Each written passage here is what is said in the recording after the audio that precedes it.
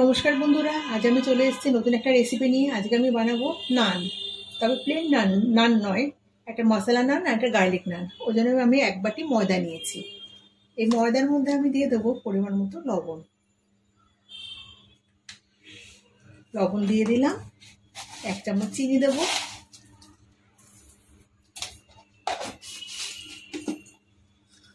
Baking powder দেবো ছোট চামচের 1 চামচ,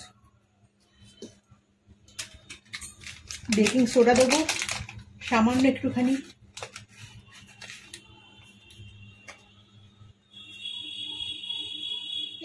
বেকিং সোডা। শুকনো উপকরণগুলো দিয়ে আগে ভালো করে মিশিয়ে নেব। শুকনো উপকরণগুলো ভালো করে মেখে নিয়েছি। এবার এর মধ্যে দিয়ে দেবো টক দই, 1 2 3 4 চামচটা চেঁচে নিয়ে নিই। তো টক দইটা দিয়ে ভালো করে ময়দাটাকে আগে মেখে নেব।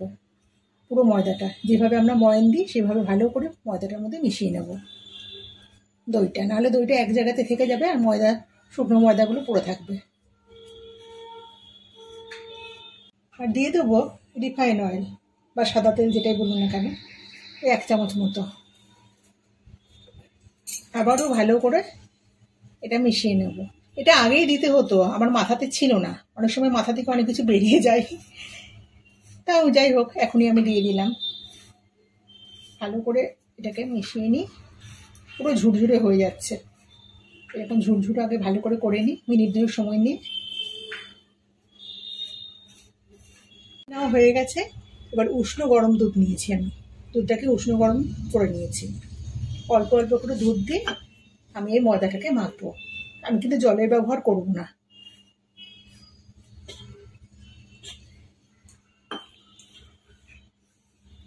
অল্প অল্প করে দুধটা দিতে হবে, একবারে দেওয়া যাবে না, তাই একটা ঝোল ঝোল মতো হয়ে গেলে মুশকিল।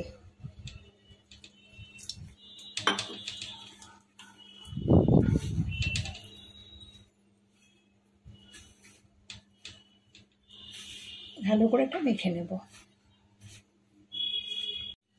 আমি এটাকে ভালো করে মিনিট 5 সময় ধরে ভালো করে ঠেসে নিচ্ছি। যত ভালো করে কিন্তু ময়দাটা মাখা হবে, ঠাসা হবে, তত কিন্তু নরম তুলতুলে হবে। আর এটা কিন্তু মাখাটা মানে কি, হাতে একটু হালকা হালকা আটকাবে সেরকম মাখাটা হবে। মানে রুটি যেরকম আমরা আটা ময়দা মাখি সেরকম না, একটু নরম হবে। আর একটু আমি ঠাসবো, ঠাসার উপরেই কিন্তু খাবারটা নির্ভর করছে কেমন হবে। এই যে কত স্মুথ হয়ে গেছে। এবার এর মধ্যে একটুখানি রিফাইন অয়েল মাখিয়ে আমি আধ ঘন্টা রেস্টে রেখে দেবো।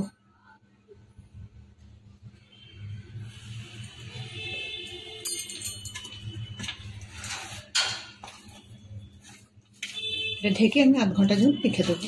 রিফাইন অয়েলটা ভালো করে মাখিয়ে নিয়েছি।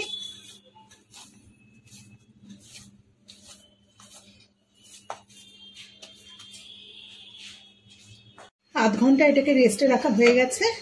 এবার আরেকবারও এটাকে ভালো করে ঠেসে নিলাম। এবার লেচি কেটে নেব।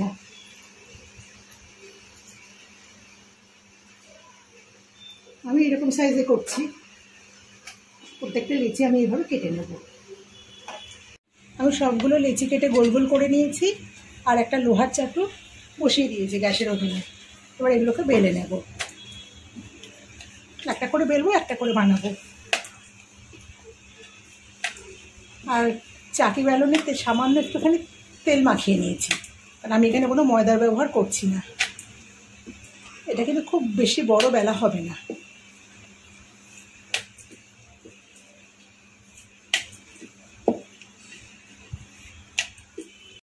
এর মধ্যে সামান্য একটুখানি কালো জিরে ছড়িয়ে দিলাম, আর কুচিয়ে নেওয়া ধনে পাতা ভালো করে ছড়িয়ে নিলাম।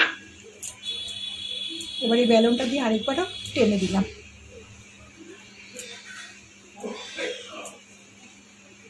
সুন্দর কালারফুল দেখতে লাগছে। চাটু গরম হয়ে গেছে, চাটুর মধ্যে এটা দিয়ে দিলাম। ততক্ষণ আমি আরেকটা বেলে নেব।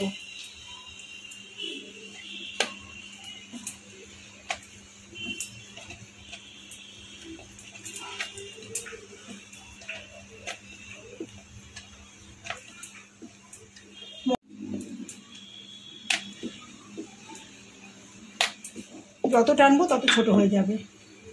এবার কোচানো রসুন এর মধ্যে একটু ছড়িয়ে দিচ্ছি।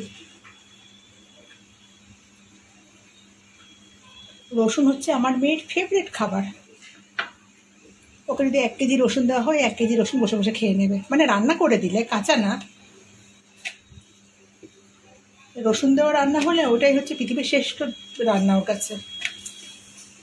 এটাও বেলা হয়ে গেছে, এটা আমি একটু উল্টে দেবো, ফুলে উঠছে। দেখুন বন্ধুরা কি সুন্দর হচ্ছে, একদম নরম তুলতুলে। ওই পিঠটা আমি হতে দেবো। আর ওই পিঠে যেহেতু ধনেপাতা কালো জিরে এগুলো দেওয়া আছে, গ্যাসটাকে আমি মিডিয়ামে রেখেছি। পুরো ফুলে উঠেছে, একদম নরম তুলতুলে, পুরো বেলুনের মতো ফুলেছে। এই দেখুন বন্ধুরা কি সুন্দর, একদম তুলতুল করছে। এটাকে তুলে নিচ্ছি, নুন দেওয়াটা দিয়ে দিলাম। ওটা হতে হতে আমি আরেকটা আবারও বেলে নেবো। একটা করে বেলবো আর একটা করে সেঁকবো। দেখুন বন্ধুরা কি সুন্দর ফুলে উঠছে, এই দেখুন একদম নরম তুলতুলে ফোলা ফোলা। এটাও হয়ে গেছে, একদম তুলতুল করছে একদম। এটাও হয়ে গেছে সেটা, একদম মাঝখানটা দেখেছেন, একদম স্পঞ্জের মতো নরম। এটাও নামিয়ে নিলাম। আমি পরপর পরপর সবগুলো ভেজে নিচ্ছি, মানে সেঁকে নিচ্ছি। কতগুলো রসুন দেওয়ার, কতগুলো মশলা দেওয়ার। আবার উল্টে দেবো এটাকে। 1 পিঠ হয়ে গেছে, দেখুন কি সুন্দর নরম তুলতুলে হয়েছে, খুব সুন্দর হয়েছে। বন্ধুরা আমাদের এই মশলা নান আর গার্লিক নান রেসিপিটা কেমন লাগলো অবশ্যই কমেন্টে জানাবেন। আর রেসিপিটা ভালো লেগে থাকলে অবশ্যই কিন্তু একটা লাইক দেবেন। আর যে সমস্ত বন্ধুরা চ্যানেলটাকে এখনো সাবস্ক্রাইব করেননি তারা কিন্তু সাবস্ক্রাইব করতে ভুলবেন না।